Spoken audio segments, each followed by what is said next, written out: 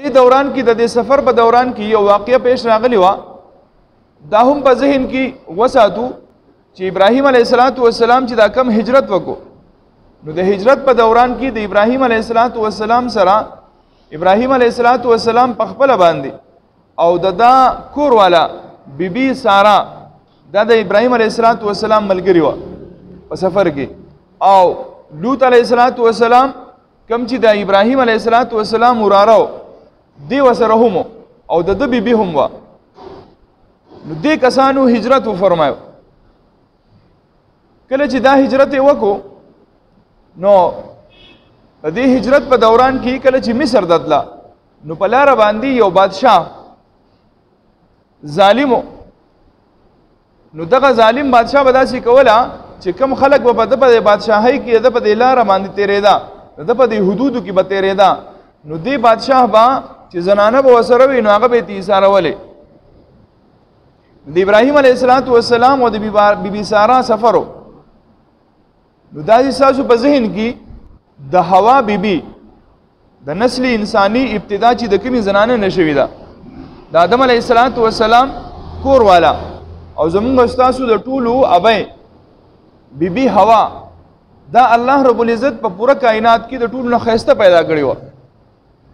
بیا د دې بیبي سارا او د بیبي حوا په درمیان کې د دونه ښایسته زنانه بله نه راغلې. اول نمبر بیبي حوا او دویم نمبر بیبي سارا دا انتهایی ښایسته وه. نو دا بیبي سارا چې کله دا سفر یې دو کوي ابراهیم علیه السلام سره دا بیبي سارا وه، نو دغه بادشاہ ته چې بچا ووی چې زما سره دا کومه زنانه ده دا زما خور ده، نو د دې رشتې به احترام کوو، دې نه علاوه به د یوې رشتې احترام هم نه کوو. نو ابراهیم علیه السلام چې کله په دې ځای کې بادشاہ ګیر کو او فوجیان ته وی زما خواله راولې، نو ابراهیم علیه السلام مفسرین لیکي چې د خپلې بیبي ته وی چې د مخ په ځمکه باندې داسې جوړی چې ښځه او خاوند دواړه مسلمانانی، داسې نشته بله جوړی، ما وتایو نو ته داسې وکړه چې تو ورته ووایه زه د ده خور یم، نو په دې حالت کې به زموږ د عزت بچ شي. بیبي سارا چې کله دغه بادشاہ کمرې ته وردننه شوه بیبي سارا، نو وایي دا انتهایی حسینه او جمیله وه، ډېره ښایسته وه. نو چې کله دې کمرې ته وردننه وته نو د دې بادشاہ خیالات غلط شو، نو کوشش یې د دې خبرې کوو چې زه دې ته لاس ور واچوم، لیکن هغه خو یو پاک دامنه او د پیغمبر بیبي وه، نو هغې فوراً د مانځه نیت وتړو. څنګه چې د مانځه نیت وتړو نو دې ظالم چې څنګه لاس ورړو نو بس پاک قضې باندې مفلوجه شو، پاک قضې باندې مفلوجه شو او لاس یې حرکت نه شو کولی. بیا ورته ای بیبي چې کله سلام وګرځو، وایي ته ډېره پاک دامنه ښځه یې او پاکه ښځه یې، تا خپل رب ته ووایه چې ما معاف کړي. د پیغمبر د بیبي هم دا شان دی چې ډېر رحمدله او ذهن کې دا وه که هسې نه زمونږ د وجې نه دا سړی وفات شي، دا سړی مړ شي، نو بیا به ټول الزام په مونږ باندې راواوړي، دا به راته نوې مصیبت جوړ شي چې باچا یې مړ. نو بیبي سارا الله ته سوال وکړي الله ما معاف کړی ته یې معاف کړي، دې روغ شو. خو د هغې دا حسن دومره سیوا و چې دې بیا هم ټینګ نه شو، دوباره یې لاس ورړو، الله رب العزت دوباره مفلوج او وایي 3 ځله ورسره دا وشو. چونکې خاوند داسې چې خاوند عموما شکي، خاوند عموما په خپله ښځه باندې شکي چې یاره کیدی شي، عام طور ذهن داسې دی. الله رب العزت د پیغمبر ذهن کې شک نه راوستو. نو مفسرین لیکلی دي چې ابراهیم علیه السلام ته الله رب العزت د فاصلې غونډې ختمې کړې، او دا هم لیکلی دي قصص النبیین یو کتاب دی هغې کې لیکلی دي چې الله رب العزت ابراهیم علیه السلام له دا خصوصیت ورکړو چې د ابراهیم علیه السلام د پاره به فاصلې لنډې کېدې، دا ول الله رب العزت یو معجزه ورکړې وه، او دا معجزه د نبی کمال نه، په دې خبره ځان پوهېږئ. ګورئ دا معجزه د نبی کمال نه، دا د الله رب العزت کمالی د نبی په لاس باندې ظاهر ہے. ابراهیم علیه السلام ته هر څه ښکارېدا چې زما د بیبي سره څه وشو. کله چې بیبي ساره رااله ابراهیم علیه السلام ته تسلی ورکوله چې داسې معامله وشوه. ابراهیم علیه السلام ورته مسکی شو، وایي زما رب چې زما سره کوم د رحم و کرم معامله کوي هغه ټوله معامله ما په خپلو سترګو لیدلې ده، ته پاک یې. ابراهیم علیه السلام د دغه بادشاہ انتهایی د ابراهیم علیه السلام نه متاثر شو چې دا خو چېرته ډېر لوی پاک خلک راغلی دی چې بیا ورته پته ولګېده دا پیغمبر دی.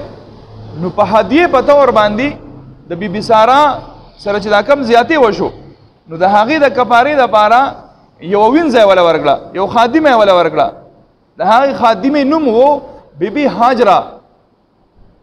بیبي هاجره د الله رب العزت کارونه دي. الله رب العزت ابراهیم علیه السلام لا دا شپږ اتیا کالو پورې اولاد نه ورکو، شپږ اتیا کالو عمر، لیکن اولاد نشتا. بی بی ساره د ابراهیم علیه السلام دا حالات لیدا چې یو انسان دی، سړی دی، نارینه دی او د هغه اولاد نشتا. نو مشوره یې وله ورکړه که تاسو داسې وکئ چې د دې بیبي هاجرې سره نکاح وکئ او د دې نه الله رحم وکړي او تا ته اولاد میلو شي. ابراهیم علیه السلام د بیبي ساره په دې خبره باندې عمل وکړو. دې وجې نه علما فرمایي چې ښځې لا د خاوند چې کوم ضروریات دي د دې ضروریاتو خیال ساتل پکار دي. که یو نارینه داسې دی چې د دوی اولاد نه کېږي، جوړي ده ښځه او خاوند دی اولاد یې نه کېږي، نو په کار دا چې دا زنانه ولا بله زنانه وګوري، واده دې ولو کړي. زمونږ خلکو ځان له یو جهالت نیولی دی چې نه بس دقه یو ښځه به وي او دقه به زما سره اوسېږي، نور څوک به نه اوسېږي. نه دا غلطه خبره. په کار دی چې بل واده ولو کړي، سنت طریقه ده، د انبیاو سنت. د بیبي ساره سره د بیبي ساره ورله په خپله باندې د بیبي هاجرې سره نکاح وکړه. الله رب العزت کارونو د بیبي هاجرې نه د 86 سال په عمر کې الله رب العزت ورله یو پرزند ورکو، یو زوی ولا ورلو او هغه حضرت اسماعیل علیه السلام. او روایتو کې راځي چې کله د بیبي هاجرې حمل ټهراو شو، بچی په ګېډه شو، نو د بیبي ساره وسره فطرتن یو بغض پیدا شو، نو نفرت غوندګي به دي کو. نو یو ورځ دا بیبي هاجره خفه شوه او داسې بهر د اوبو غاړه واغې طرف ته ووته او ډېر د خفګان نه ناسته ده چې یو فرشته راله او د دې خواته ودرېده او هغه فرشتې ورته وویل ته غمګینه کېږه ما، تاله به الله رب العزت یو فرزند درکوي، یو زوی به درکوي، خو چې کوم زوی در درکوي نو دغه زوی به داسې چې دا به انتهایی معزز او مکرمي او د هغه نسل به ډېر زیات خورېږي، لہذا ستا خاوند به ستا نه به دې ماشوم خوشحاله. چې کله دا خبره واورېده بس بیبي هاجره خوشحاله شو. د کومې چې اول ماشوم شوی دی دا د بیبي هاجره او د دې کومې چې بیا وروسته ماشوم شوی دی الله رب العزت هغې له هم ورکو، نو هغه د بیبي ساره او د دې کومې چې اول شوی دی هغه بیبي هاجره. اوس به تاسو ورو پیژنئ، خیر ده، نمونه داسې دي لکه یو شان دي. الله رب العزت د بیبي ساره چې کومه قرباني وه هغې چې کوم هجرت کړی و چې هر طرف ته د کفر او د شرک تیارې وې، هر طرف ته د بوتانو دوره وه، الله رب العزت د دې بیبي ساره د ایمان ته کته، د دې د قربانۍ او جذبې ته کته چې دې د خپل خاوند سره د غونډه علاقه پرېښوده ووته. الله رب العزت ابراهیم علیه السلام ته حکم وفرمایو دا پې خفه کېږي خیر دی، دا ماشوم او دا مورې دا دواړه بل ځای ته بوځه. الله رب العزت یو کار اخیستو، یو کار یې ترې اخیستو. الله رب العزت حکم وکړو جبرائیل امین علیه السلام ته مخکې دی ابراهیم علیه السلام او بیبي هاجره او دغه ورکوټې ماشوم اسماعیل علیه السلام چې د پویو ماشوم دی. د هجرت حکم ورته وشو ځئ ځان سره ډېر سامان مالی، اوبه والی، کجوره والی، او بس ځئ روان شو. سفر یې شروع کړو چې په کوم ځای کې به داسې ځګې راتلو چې هلته به لږ شینکې و، اوبه به وې. ابراهیم علیه السلام به جبرائیل امین علیه السلام ته وکته، دلته نه کوزېږو، دا ځګې ښه دی که نه؟ نه نه نه نه نه، ستاسو دپاره چې کوم حکم دی نو هغه دی بوادن غیر ذي زرع، هغه داسې ځای دی چې هلته به شینکې نه وي، داسې ځای دی بوځم. حد تر دې چې مکې مکرمې ته راورسېدل او په مکه مکرمه کې کوم ځای کې چې کعبة الله دی، د دې کعبة الله سیټه دقلته کېناسته.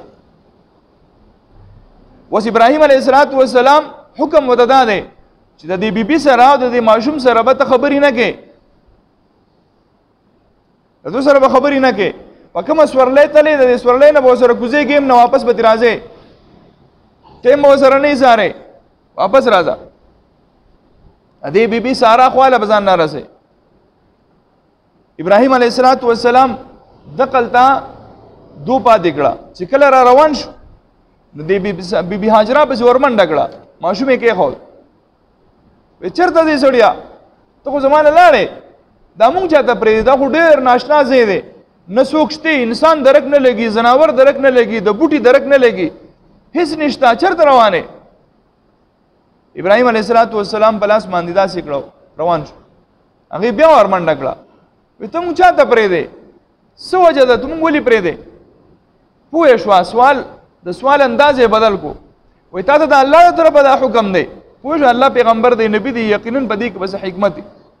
وی هغې ابراهیم علیه السلام ورته سر وړه، بس هغې بس بیا به الله مونږ نه ضایع کوي، چې د الله طرفه حکم دی بیا به الله مونږ نه ضایع کوي. بس ته ځه. ابراهیم علیه السلام ترې راواپس شو. چې کله داسې ځای ته راورسېدو چې د هغو نه پناه شو نو بیا یې واپس دغه ځای ته رامخ. جبرائیل امین علیه السلام ورته ټوله خبره وکړه چې په دې کې د الله کور دی، کوم ځای سره چې دوی ایثار دي دقلته د الله د کور بنیادونه دي، په دې ځای باندې به تاسو د الله کور قایموئ، خو اوس نه چې دا هلک لږ لوی شي. نو ابراهیم علیه السلام دعا وکړه، یا الله زما د دې ښځې او د دې بچي حفاظت وفرمایه، او یا الله دو طرف ته خلک را متوجه کې، او یا الله کم کور دی هغه کور هغه برکت او شرف نور هم سیوا کې، او د هغه ځای نه واپسي وکړه. اوس بیبي هاجره د دې خپل ماشوم سره دغلته وخت تېری په دې بالکل بیابان کې، نه ونه شته، بوټی شته، نه اوبه شته، بل څه هم نشته، کومه مشکیزه ده، هغه مشکیزې نه چې کومې اوبه دي نو هغه اوبه هم ختمې شوې. و ظاهري خبره ده چې دننه وجود ته اوبه نه ځي نو پای به د کوم طرفه راځي. نو ماشوم په ژړا شو. چې کله ماشوم په ژړا شو او چغې کړې، ماشوم په ژړا شو او چغې کړې، یو مور د زړه درد کوي، یو دې د دې دپاره چې یاره زه وخېږم د اوچت ځای ته، هلته یو غونډۍ وه، هغې ته ویل کېږي صفا، او بله غونډۍ ده هغې ته ویل کېږي مروه. نو دې صفا غونډۍ طرف ته منډه کړه، او په دې غونډۍ باندې دا زنانه بیبي هاجره وروخته. چې کله وروخته اندازه یې لګوله که چېرته څوک انسان یي، څوک یي، چېرته اوبه یي، چې زه ځان له حاصل یې کړم، منډه یې کړه هغه طرف ته. بیا به ورسره د بچي یې راشو، هسې نه چې ماشوم چېرته نه ضایع نه شي. نو بیا دې بل طرف ته رامخ مروه ته به وروخته. نو دې وجې نه حکم دی، سنت طریقه دا ده چې په دغه ځای کې به نارینه منډه وي، او دا به د بیبي هاجره هغه کم سنت دی هغه به ادا کوي. د دې د اووه چکرې چې پوره شوې، د اووه چکرې، نو په دې اخري چکر باندې وایي کته چې یو روایت دا دی چې د اسماعیل علیه السلام سر طرف ته یو فرشته ولاړه ده، او دغه فرشته د خپل وزر داسې وو، او د دغه ځای نه اوبه را روانې شوې. او بل روایت دا دی چې اسماعیل علیه السلام دا کم ځای کې د خپلې پوندې وهلې، د خپې ټکولې، نو د اسماعیل علیه السلام د دې پوندو نه اوبه را روانې شوې. نو دې زر را منډه کړه، او دې اوبو ته یې داسې شګې را غونډولې، او دا به یې وې زمزم. زمزم مطلب دا دی چې ودرېږئ ودرېږئ، یعنې لاړې نه شئ. نو دې ته زر زر خپله مشکیزه هم ډکه کړه، اوبه هم زر وڅکلې.